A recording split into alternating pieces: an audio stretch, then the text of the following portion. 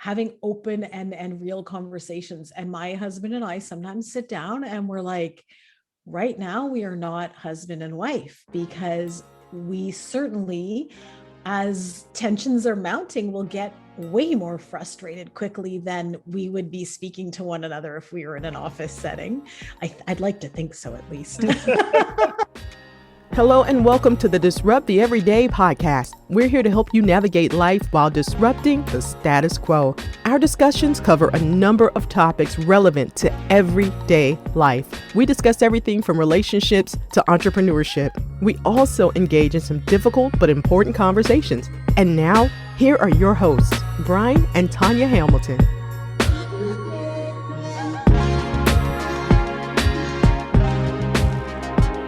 Hello and welcome to episode 18 of the Disrupt the Everyday podcast. Today we are joined by Lindsay Lapaquette.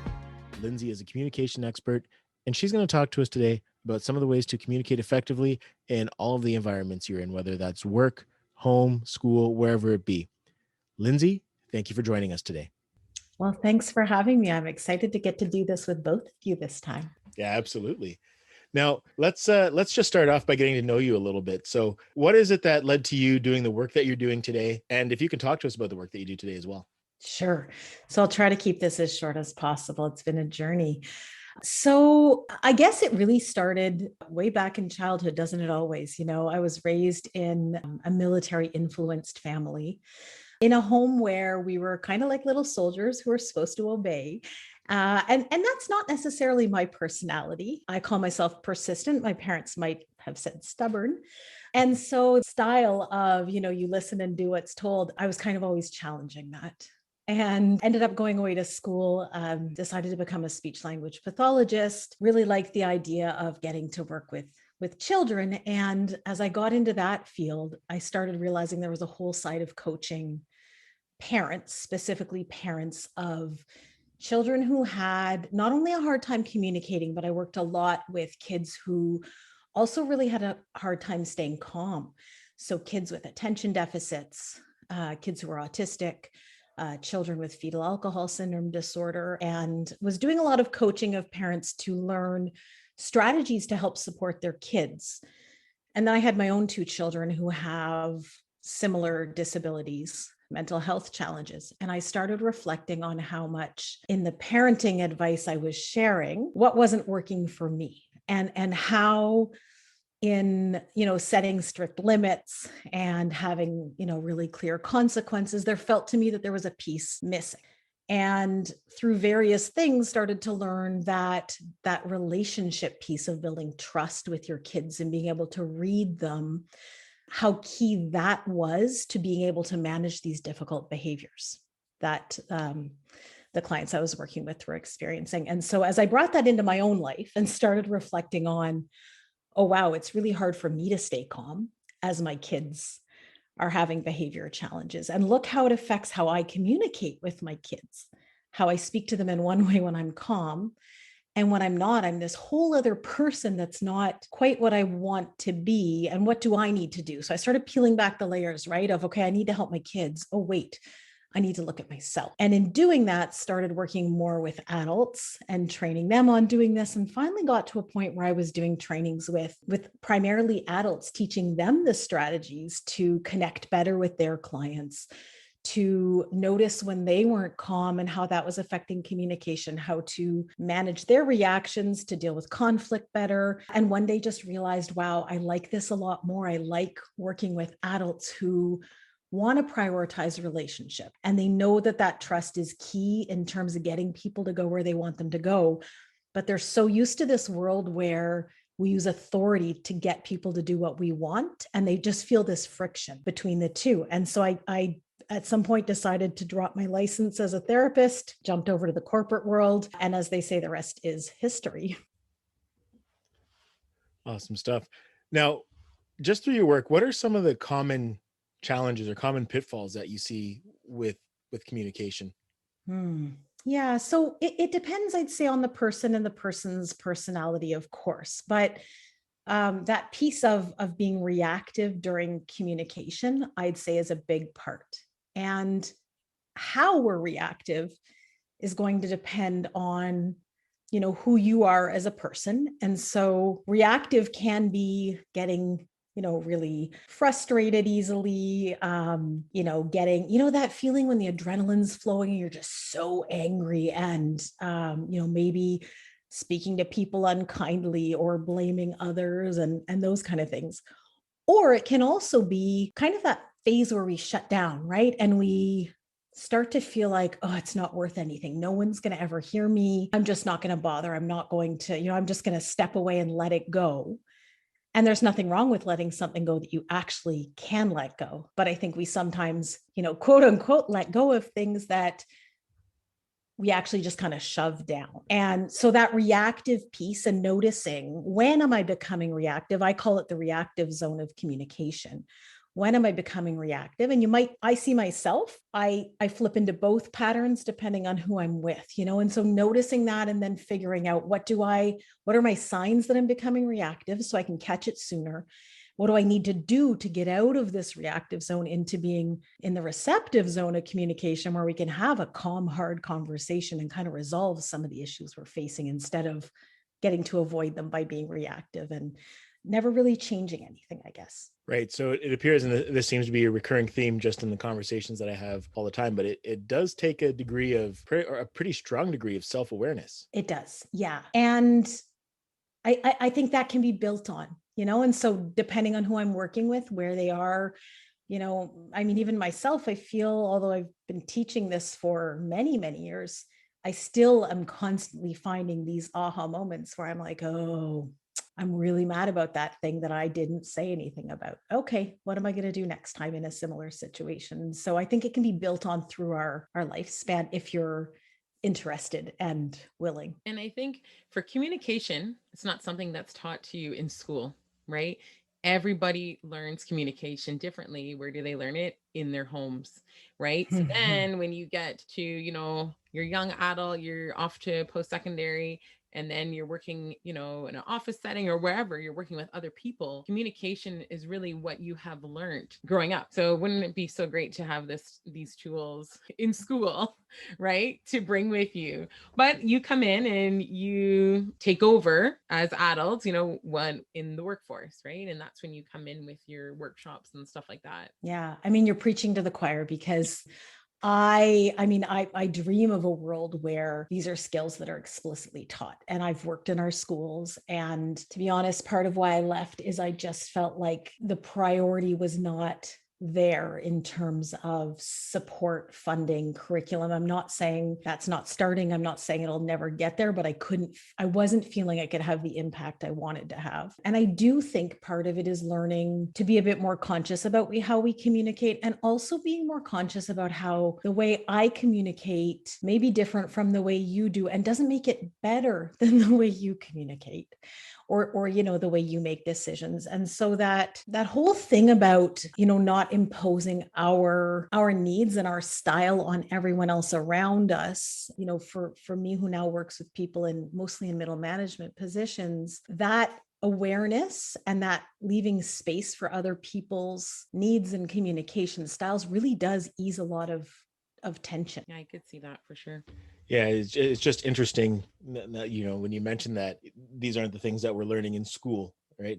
When you think of some of the really key fundamental things that we need, like we're talking about communication today, finances, these are the things that I feel like should be taught in school, but unfortunately they're not. But anyhow,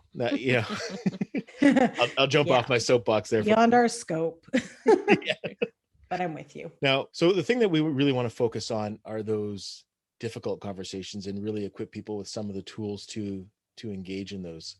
So I just let you to share your expertise. What are some of the things that we need to be cognizant of and some of the things that we need to do to be effective in these challenging or difficult conversations? Sure. So I think those difficult conversations, what makes them hard often is, again, we get reactive, right? We start to feel defensive. And instead of listening or asking questions to try to understand, we often slip into trying to prove our side of the argument. And I think that's where things get messy. And so for me, I start, like, it's one of my signs, right? When I start to get defensive, when I start to be ready to give you my counterpoint before you finished your sentence, I can also feel it in my body. I think that's a big part of what I also help my clients get more connected with, is what does that feel like in my body? So even if I don't yet understand why this is bothering me, I can tell from my body that something has upset me, and I can, reflect on what I need to do. And so I think being connected to that is really important. And then, so I use that as a sign of, okay, maybe I need to step away, right? Because if I'm able to calm or settle my body enough in the moment to keep engaging, great. But if I can't, I try. I'm not perfect at it. And I coach others on this, but it's a work in progress for me too. I try to step away and come back to that conversation at a later time, because ultimately I think there are a lot of tensions right now in society on so many fronts. And I think I just feel like the polarization in many levels is almost getting worse rather than better. And I think because we're not taking the time to sort of try to listen and understand, what is the other person trying to say? And even if I disagree, can I respect you as a person, even if you have opinions that are greatly different than mine? And I feel like that's a bit of a challenge right now in society. Yeah. And I think the thing that I see a lot is that it's not just a matter of, I disagree with you on this. People turn it into, like, I've seen people end friendships, quote unquote friendships over a disagreement on, something political, or, well, there's just so many hot button topics right now. It seems like Their people views are on COVID. Yeah, people Yep. are sensitive about everything right now. But yeah, you see, it's hard people have a hard time separating, not agreeing on one thing to just overall, okay, we don't agree on this. You're just a bad person. The separation is it's really gone. Well, and when you look at it, so I look at my kids are 9.5 and almost 11. And that's what I was thinking of when you were saying that. It sounds like when my kids are like, hey, you took the last cookie, you're a jerk, you're an idiot, right? And we're like, really, I'm just upset you took my cookie. Yet it's extrapolated into adults now with, masks and all sorts of other issues. And one of the things I'm trying to coach my kids on is, A, we don't call people names. We're working really hard on that. And B, saying, when you take the last cookie, when I haven't had any, it makes me feel jealous. It makes me feel angry. I need you to, whatever you need, I need you to think of saving some for me sometimes, or whatever it is. And part of why I want to coach them on that so much is I didn't learn that as a child. I had to learn that as an adult. And a lot of the adults I work with don't yet have the skills to say that. And it's not about cookies once we're adults. Let's face it, it's more complex. But that's at the root of it. Part of the challenge, right, is we don't have these conversations. And then we're really mad at the person for not doing the thing we wanted them to do. And then we blame them and call them names instead of just having a conversation around, hey, when you say this in front of the team about me, I feel embarrassed, and I understand you need to address this with me. However, I would prefer it if we could have a conversation one-to-one when there's something I've done that bothers you, right? It's the same principles, just different situations and different age groups. Yeah, it's so funny because the other day, quick situation, our twins, I got some candy for them. They took it for their movie day. They said they came back. My son said, well, the teacher took it and it was for the class. She thought it was for the class. And I said, well, did you tell her it was for the class? Well, no, but I didn't want to really speak up as much as they love their teacher. So I said, okay, their suggestion was me go buy more candy at the store, right? And so no, how about this? You can go back to the teacher and you don't need to be upset or anything. And just in your regular voice, just say, speak up for yourself. That was it at the end of the day. Just say, you know what? I made a mistake. Actually, that candy was going to be for me. And is it possible that I have it back? And I said, then I want to hear the outcome, right? Both got their candy back. But it's just teaching, and even the small situations, like you said, just speaking up for yourself so that, yeah, when they get into that office and something's not going the right way, they don't hold it back. Because holding back, I'll put the question on you. What does that do by not speaking up, right? Oh, goodness. I mean, it's so much of the resentment and the back office politics, right? Of people talking behind one another's backs or just being really angry about things, again, that weren't done. People sort of lobbying for, let's say there's a meeting and there's a decision made and people disagree and there's not necessarily a space to share that. Well, then people are lobbying. If you're a leader, a manager or a leader, people are lobbying behind your back to convince people to sort of, quote unquote, get on their side. They're not going to use those words, but they're going to go back and say, hey, when he said this, I think it's a terrible idea. This is my fear about what's going to happen in the project. I think we need to do this instead. And it just creates these, factions or these silos that I see a lot in teams. And I mean, if you look long term and in terms of business, I think this is where sometimes there's too short-sighted of a vision on the impact of that, because those silos or that conflict, if left unresolved, festers and more people become upset. And I'm going to guess most of the listeners have probably worked somewhere where that tension in the office is palpable, and then it leads to, I mean, I can see Brian laughing right now because everyone has these experiences. Right? I've had them, and people start burning out and people start disengaging. They're at work. They just don't really, they get into that state of, I'm not going to bother. Nothing's going to change. And it's just this spinning of wheels that gets deeper and deeper. And so I like to intervene early on, right? Like give people the skills as soon as there's signs of tension, or frankly, do it preventatively because it's a life skill and it creates an environment in the office where people want to be there and they're invested in their jobs. And then guess what? They give more of themselves. And to me, that's the basis of creating a business where you're going to have long-term retainment and well-being of your employees. And I think it spills over too into the relationships we have outside of work, right? If you're not communicating, you see this with couples all the time. You see, well, even, if we're looking at work relationships as well, it's those little things. Like it's usually something that starts off really small, but the communication doesn't happen. And like you said, the resentment builds. It's like that snowball effect. It just, something really small turns into something really big. And then all of a sudden, if it's a couple, you see them filing for divorce. And, it could have been something as small as, he didn't throw his socks in the laundry bin, but they just let it fester and fester. Totally. It's always the socks. It's always the socks, except it's never the socks, right? The socks are a representation of everything that has built up for months and months or years that I've never said until the socks become like the thing that breaks the marriage up because we've never talked about the actual things that are a problem. And I say that laughing. I mean, I tell a story in my trainings and keynotes about, I think, Brian, my mom and uncle had died in a car accident back in 2014. And we were at the grocery store. It was, I don't know, maybe a week after they had passed. And I wanted to get some pink lilies. And I'm tearing through the grocery store, where's the pink lilies? I can't find the pink lilies. I have to get pink lilies and, looking everywhere, can't find any pink lilies. And my husband, I think, could read on me. We've been together since I was 18 and that's, I won't say how long, but a really long time.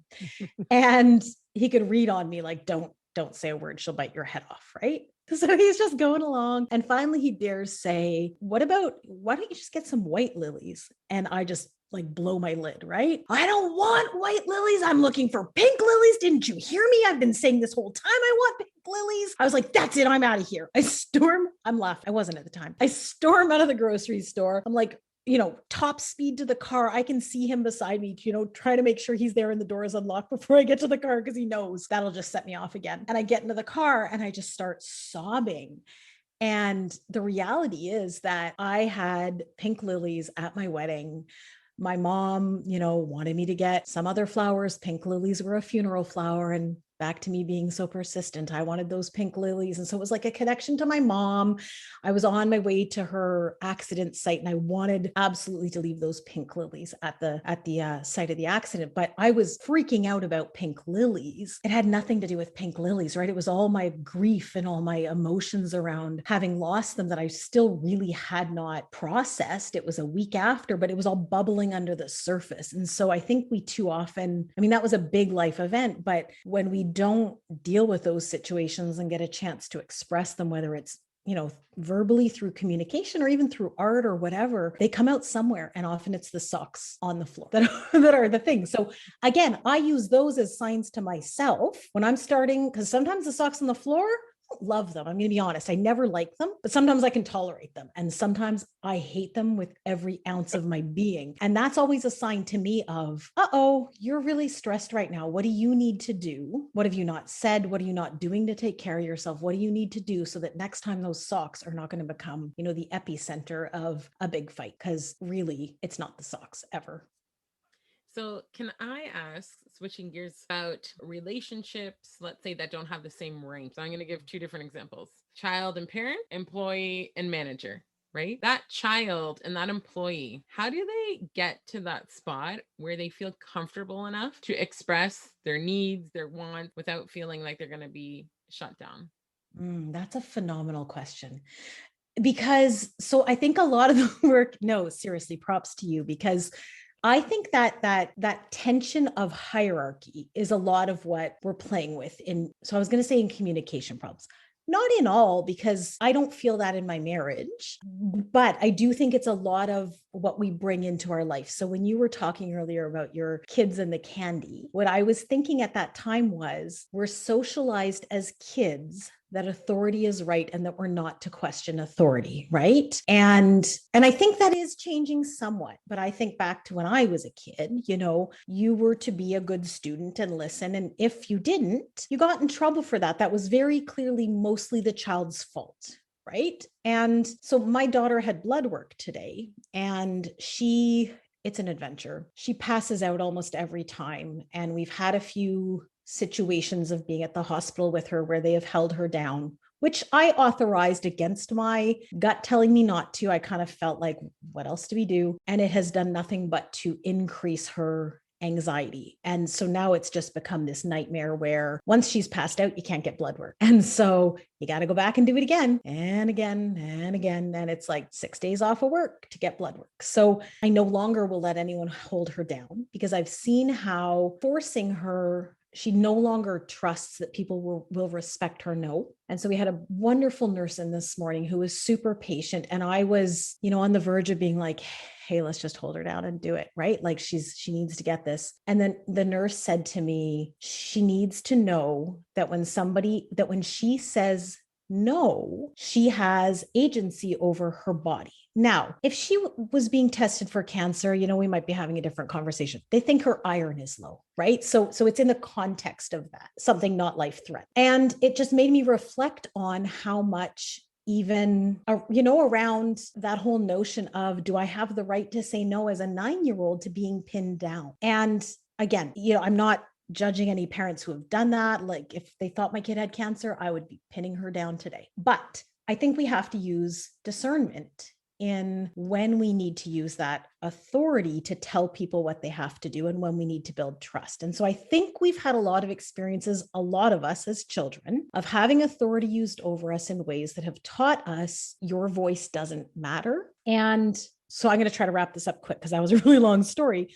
In terms of like, how do we give that child or that employee the agency to do so? I think the easiest way is starting from leadership to allow them the space to be heard and to say no. And I do think that's an easier path than being the employee and pushing that. But I also think the movement comes from two ways, right? It comes from people who can feel safe enough in the employee position and maybe don't feel fully safe, but who are going to stretch and try to do that. And I do think there's social factors that make that feel less safe to some than others. And I think that's okay. I don't think everyone should have to do that. I was one of the people who wasn't doing it often enough, who's pretty safe actually in doing it, who didn't feel safe, but who is pretty safe in doing it. And so for me, it was also learning to discern when am I actually not safe and when am I just scared? And so I think it can come from both the leader creating that environment of psychological safety and the employee starting little by little to speak up, even if it's not a fully safe environment, if they can feel safe enough doing so, I guess. Right. Kind of related, kind of not, but just thinking in terms of those two relationships again, parent and child, employer, employee. I think it's kind of natural. Well, it is natural for there to be from the child at certain stages, this rebellious nature.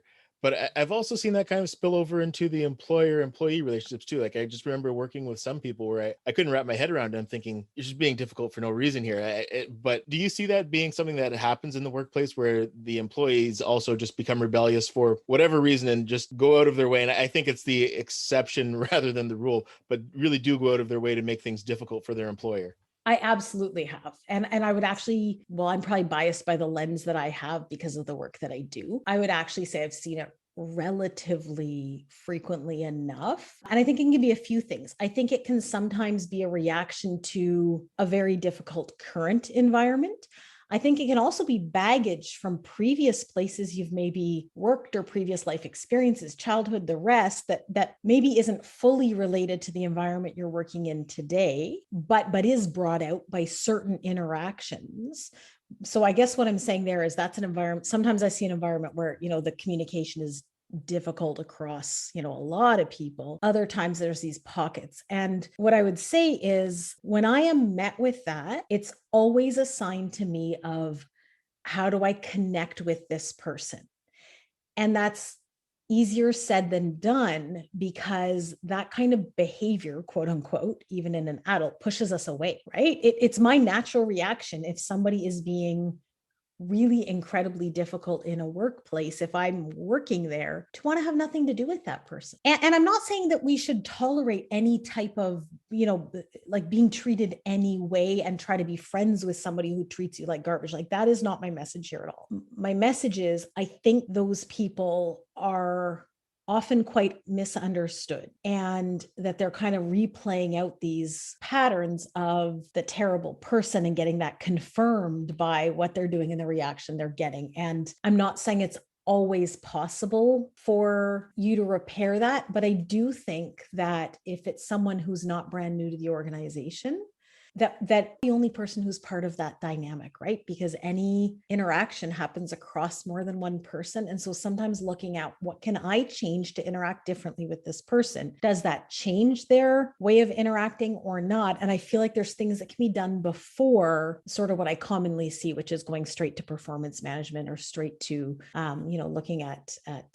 getting rid of that position. And I'm not against those things insofar as there's been steps to look at. Have we addressed this outright and had a conversation? Have we had a hard conversation where I also feel uncomfortable, right? Not one where I've told you what you're doing wrong, because that's not going to make me necessarily feel as uncomfortable as it is for me to say, hey, I've noticed you're having a hard time here lately. Is everything okay? And they may well not open up in that first exchange, but by building a relationship, you may possibly be able to repair and get that person coming around more than by pointing fingers. That's my philosophy, at least.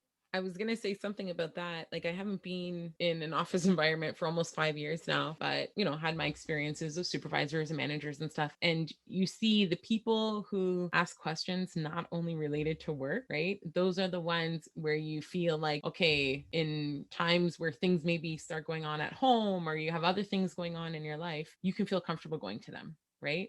And I think looking back personally, the supervisors that I had that were like that, a little bit more empathetic, that's when I did my best work, right? So it's interesting to see. And I think, again, I can't speak because I haven't been in that environment for so long, but, having you in your line of work, businesses are realizing as managers, they have to be able to communicate not only about their job, right? Mm-hmm. Well, I think it creates that safeness, right? Where you can just be real. And I think if you're spending all your time worrying about, what if they find out that, take the current pandemic, people working from home, right? What if they figure out that my kids knock on the door every hour while I'm trying to work, and you're stressed about that, that's taking up space in your brain, versus being able to say, hey, listen, the kids are home, they interrupt every hour, but I work an extra hour to make up for that time. And, everyone's okay with that. And you just don't have to worry about it anymore. And I do think that by letting people be real, you take a stress off. And so I look at, our son has been in and out of hospital multiple times over the past 2 months. And I had, of course, it coincides with a really busy time in business because that's the way things go, right? And I was, again, like, how much do I had some things I had to push off, and I felt like it was an excuse, right? Being like, hey, my kid's in hospital. But it was actually, the reality was my time was super crunched. I spent 14 days in the hospital in a short period. But I came back to, no, like, this is your work is being authentic. And that doesn't mean I have, tell you all the details and I expect the client to, I don't know, like, do anything in particular, but instead of, I don't know, either delivering something not very good quality or pretending that something else had happened, I thought, just be real. And my experience has always been that when people can do that in the workplace, they then feel there's like a karma, right? Where you feel like you owe the best of yourself once you get through that situation to your workplace. And so I think that compassion and empathy you're talking about, I think it in the long term, COVID, for instance, I'm curious to see, once the pandemic is done, employers who have not been doing that, where they're going to sit in the job market in terms of retention. No, and I think it works both ways as well. It's just as beneficial for the employer. I remember when I started first doing one-to-one meetings with my staff, just taking that extra time really helped me to understand, like, if there is a dip in performance, usually there is something that correlated with that, something that was going on outside of work, because obviously we do bring our whole selves to the workplace. So for employers, yeah, it's just as important to really take that time, because it's going to help you be effective in your job. And again, you talk about, well, between the three of us, we've been talking about how, when you have that employer that goes the extra mile at work, you're going to be that much more invested in, not necessarily that job, but that, your direct supervisor or manager that's taking the time to get to know you and to really understand, what makes you tick. Mm-hmm. Well, and even think about, that occasion down the line where some big client emergency comes in and they're like, hey, Brian, I'm really sorry. I know you're busy. I know you got your kids on the weekend. We're really crunched right now. This just happened. We really need someone to work the weekend to get this project done. If you have not treated me well, guess what my answer is going to be? No, thank you. It's the weekend. This is my time, right? It's a pretty hard no. And I see that time and time again. Whereas if there's been a little flexibility, there's much more likelihood for the person to flex back. And if they can, and I'm not saying everyone should be able to work on the weekend, but that give and take of, when I am going to step outside of what's expected and help out, it is going to sort of be in correlation to how much you've been willing to do that just naturally, right? Even if people aren't tabulating that, I think there's just a natural sense of, it comes back to friendships, right? When you have a friendship where the person takes and takes and takes, one day you wake up and you're like, why am I friends with this person? Yeah. Right. And in the same way, like, if you take and take and take, then one day they wake up and they're like, oh my goodness, like, Lindsay only talks about herself and only calls me when she needs something. And so it's that same sort of sense of reciprocity that you and I have talked about before, Brian, in terms of networking, where there needs to be a balance, right? In terms of how much I'm taking from you and how much I'm giving. And I think the employers who sort of intuitively know that do set themselves up to have a workforce that is a lot more engaged and willing to give as needed, because it's not abused either. Right. And I think it only makes sense too, because you are working with these individuals anyways. It only makes sense to try to have some sort of relationship. You don't necessarily have to be friends. Like my thinking as in a managerial role was never really to be necessarily be friends with the person, always be friendly. But, I would generally, if there was a situation where I'm going to be friends with that person, it's generally after I'm not in their direct leadership, if that makes sense. And I think the reason for that is just because of what comes with that, because you're putting the person in a bad spot. Say if there's downsizing and, you don't get rid of this one person, everybody's going to assume it's because they're your friend. Yeah. To me, that makes a lot of sense, right? So my previous job, I mean, we had rules around, you were not allowed to be friends. So it was with clients, but for that very reason, right? To keep your objectivity around decisions. And so we're talking a lot about, empathy and understanding in leadership, but that's, if that's the only piece that's focused on, things can become just as messy as if only authority is used, in my opinion, at least. Because so when you talk about not aiming for friendship, I do think that can get messy, right? When there's a bias around, I like you so much, and so I'm going to do, I'm not going to address performance concerns with you, or I'm not going to, I'm going to offer you a promotion before someone else. And so to me, it's balancing sort of that side of understanding and hearing people, but also being able to make hard decisions and have hard conversations and address challenges. And I think that can be really tough for some people, right? right? Some people are really naturally empathetic, but then what they struggle with is how do I have the conversation around, something inappropriate that was said, or, you keep doing something that's not okay. And I just keep turning a blind eye. And that doesn't work either. Well, and I think it's even the perception too, because if somebody is your friend and, they're a good friend and you have to take them aside and say, hey, listen, this was out of line. If they're still going to be your friend after, if you were friends, if you really were truly friends. But people looking on the outside are going to think that you haven't dealt with the issue because you're not talking to everybody else about the personnel issues of the other employees. Right. Yeah. It all gets very messy, doesn't it? Which is why good boundaries. I mean, when you're saying, right, like, your limits of that connection, I do think that that's important, and I think that's where a lot of people I speak with get, they'll say to me, but I hear what you're saying, but I'm afraid that by listening, I'm sort of opening the door to, this becoming just a nonstop complaining session, or a nonstop, like almost a therapy session where people are supposed to come in and lie down on my couch and cry for 3 days. And I'm like, no. There's certainly, it's listening, but also knowing to put limits around, what and expectations. And so I think it's a bit of a dance of finding the sweet spot. And I think that's different across different people sometimes. So let me take it out of the office sector, with Brian and I technically working together now for the first time, potentially going into a business sector and all that. What about those family businesses and marriage and all that? What do you have for us? Well, so let me tell you, my husband also works with me, and it's hard sometimes, man. So should I be saying anything about this? I mean, I think at the end of the day, it does come down to, having open and real conversations. And my husband and I sometimes sit down and we're like, right now we are not husband and wife, because we certainly, as tensions are mounting, will get way more frustrated quickly than we would be speaking to one another if we were in an office setting. I'd like to think so, at least.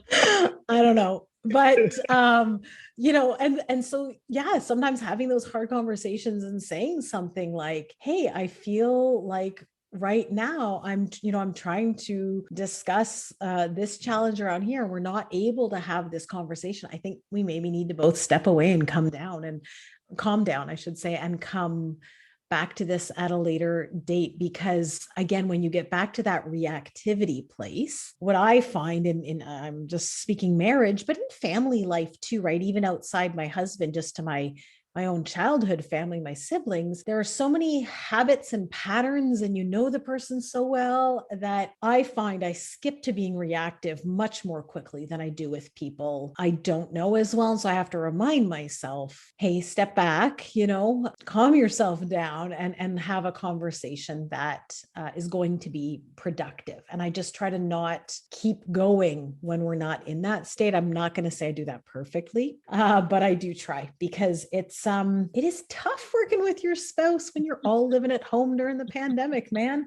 I'll just leave it at that. And I was going to say, even if you aren't in business with your spouse, the reality is, you have kids, you're living together. That's your own corporation right there, right? Like, yeah, you're not getting paid for any of this, but you're trying to run something, you're trying to create something, and that's a family unit. So the same applies to that, right? Yeah. Well, and I think too, Brian, earlier you talked about, I can't remember your exact words, but sort of the link between work and home. And so again, I always sort of if I walk out of my office and I'm really cranky already, and really there's like 5 steps right now, right, between my office. And so I don't even have, I used to sometimes at least have a drive home from somewhere to kind of decompress. And I don't have that right now. If I'm walking out of my office super cranky, then it's time for me to look at, okay, maybe I haven't structured my work day in the best way. And I'm not striving for perfection. Days happen. And the days where everything goes just nuts. But when that happens too often, or happens repeatedly, to look at, okay, maybe I need to change something in my work schedule. And similarly, if I'm getting to the office every morning exhausted and not, then I'm looking at, okay, what am I doing in my personal life, or what's going on there that I need to change so that I can get into the office with a bit more energy? And so they are really, I think, linked much, much more than we like to think, I think, in a business sense. But after my mom and uncle passed, I took time off of work, and my sign to myself as to whether or not I was ready to get back was whether I came home and was yelling at the kids after work. And if I was like, I'm not ready. I need more time. And once I could get home, and not going to say never yell at the kids, but not be irritable from the moment I got done, I was like, okay, I'm in a headspace now where I can manage more in my life, So I think it's just keeping an eye on when to get too much and making different decisions. It's funny. Just this conversation made me think of something actually going back to when I worked with my dad. So it was the ultimate example of, parent, child, employer, employee. I loved working with my dad. But there was a particular time in his life when we were working together, like him and my mom were going through a divorce, and it was a tough time for everybody. But some of those days were rough, and I had to stop working with him, because I remember there was one day where I was like, we did home improvements, and I really contemplated actually hitting him with this hammer that I had. And I was like, okay, that's the sign. Yeah, I was like, okay, I just stopped working with him after that. So I quit. I had to make sure we could maintain our relationship. But it was funny because, during those times it was, he would yell at me about everything at work, and it was like, oh my gosh, and then we get in the truck and we drive home together. Right? So the awkward drive home. No getting away. And then when he talked to other people, he's like, oh yeah, he does such a great job. I'm like, and I'm thinking in my head, like, why the hell did he yell at me the entire time then? But, my dad passed away a year and a half ago, but just to kind of give some context, I remember when I was in grade 9 too, I brought home a report card. I had a 95 in keyboarding, and I was all proud of it. And I showed him, and he's like, if you weren't so lazy, you could have gotten 100 in this class. So I think he just had a high expectation of me, and he knew some of my nuances that I didn't necessarily. There was a certain mark I had to maintain to play basketball by his standard, and if I was above it, I didn't really care about exceeding it by too much. So there was something there to that. It wasn't necessarily him being difficult with me, but I think he had a high expectation of me, and that was how he that was how he kind of showed it. So I just fully understood why you and I got along so well from day one, Brian, because so my father, when I got a 98 in French, told me, well, that's not a real subject. And so, right. And I'm like all deflated. And so then I got 98 in math, and I was like, haha, this will get my dad. And he said, well, where's the other 2%? Oh, boy. And I was like, that's it. I give up. But I also think that he set me up to strive for big things in life, as much as that drove me nuts as a child. For sure. Must have been their generation. Oh yeah. But I get it though. He's like, well, French, you speak French. Why did you lose 2%? Math? Well, you can count. Why didn't you account for that 2%? Totally. Yeah. Okay, so I have one question, totally random. I thought about it while we were talking, since you're the communication expert. Nowadays, with everything going on, sending texts because we don't get to see people all the time. The famous question, hi, how are you? What's the best way to reword that? So do you mean as an initial text and then there's nothing else that comes in? Yeah, like you're just, okay, maybe not everybody. So I randomly think of people, and then, you want to check in, hi, how are you? Right. But obviously we know that's a closed-ended question sometimes, and for most people. So I thought, hey, let me ask Lindsay. She may have a better way of so you're looking for a different way to ask that. Mm-hmm. Okay. Well, so, I actually almost never use that. And I never really reflected on that. I never use that. And so I will often try to think of, what was something we were talking about lately. So for instance, I texted someone today who I haven't texted since October. And I said to her, hey, are you guys still homeschooling?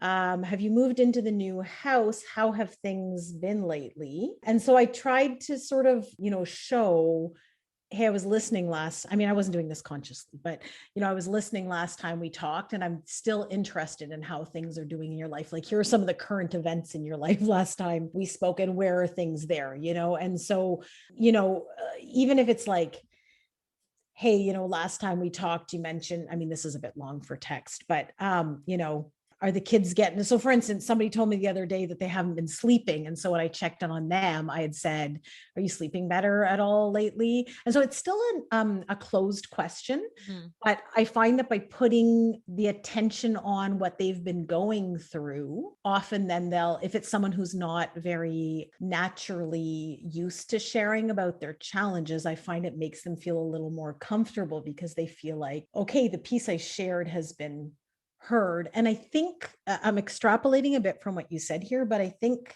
in terms of people feeling comfortable sharing, I think people share a little bit at a time to see who it's safe to share with when they're going through hard times. Right.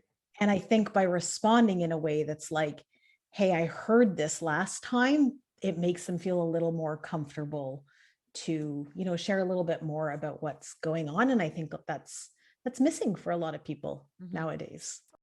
All right. Now, before we wrap things up, I just want to give you an opportunity to talk to us about anything that you're doing, anything that we can look forward to, whether it be any speaking events, any conferences, the podcast. Yeah. So I do have my podcast, as you've mentioned, the Workplace Communication Podcast, which, Brian, your episode is coming out probably pretty soon, where we talked about networking and how to get ahead in your career in all sorts of great ways. Outside of that, so I'm just on the verge, I think, fingers crossed, just on the verge of relaunching my website, which I'm super excited about. And I did throw up the mini course already so that anyone listening can go check it out if they're interested. It'll be on a way more beautiful landing page once my marketing team does it. And so I've put together one that's not nearly as beautiful right now, but you can find that at lindsaylapaquette.com/conflict. And it's a 6-video mini course to walk you through the steps of dealing with conflict in the workplace, but it's the same skills wherever you go. And so, yeah, people can sign up for that there and they'll get their first video right away and then check back in, I'm going to say end of April. I'm hoping the new website will be launched and I'm super excited for that to get out because it has lots of pink on it and I really like pink. So there's other reasons, but that's one of them. So have you been doing have you still been doing the same amount of workshops just via Zoom during COVID?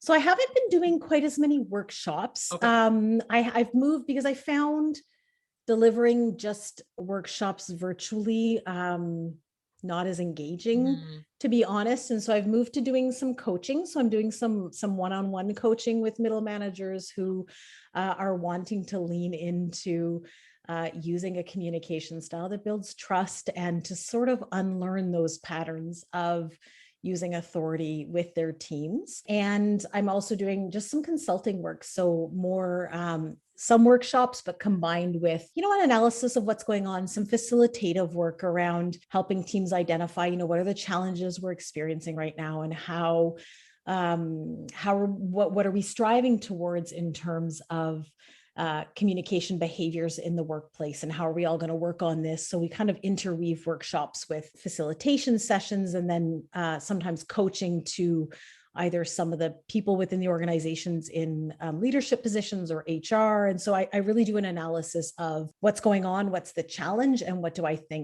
we think, I should say, is, the best plan to actually resolve this rather than just sort of do a one-time workshop, which I still do, but to get a little further to the heart of what's going on. And it's really important for me with my clients that we work in a partnership, whether it's, workshops, coaching, or consulting, but where, we're both committed to the work and working together to make the decisions, because I see them as the expert of what's going on within their own situation. And so it really is a partnership where we're working together to get to the outcomes that they want. Right. Well, other than your website, where else can we find you? In my house every single day for the past year, sometimes walking around the block, you might catch me. But outside of that, LinkedIn is really where I am most active on social media. And so, Lindsay Lapaquette, there's only one of me because I stole my French husband's last name. And so, yeah, you can find me on LinkedIn and I try to be pretty active. So feel free to reach out to me there and shoot me a message and say hi, because I like to get to know who I'm interacting with. Awesome stuff. Well, thank you so much for the time, Lindsay. Greatly appreciate this. And again, a lot of value in this conversation. Well, thank you. I really appreciate having had the chance to chat with both of you. Thanks for listening to the Disrupt the Everyday podcast. For more ways to listen, connect with us on social media. To be a guest or to partner with us, check out our link tree at Disrupt the Everyday. Join us next time for more ways to disrupt the everyday.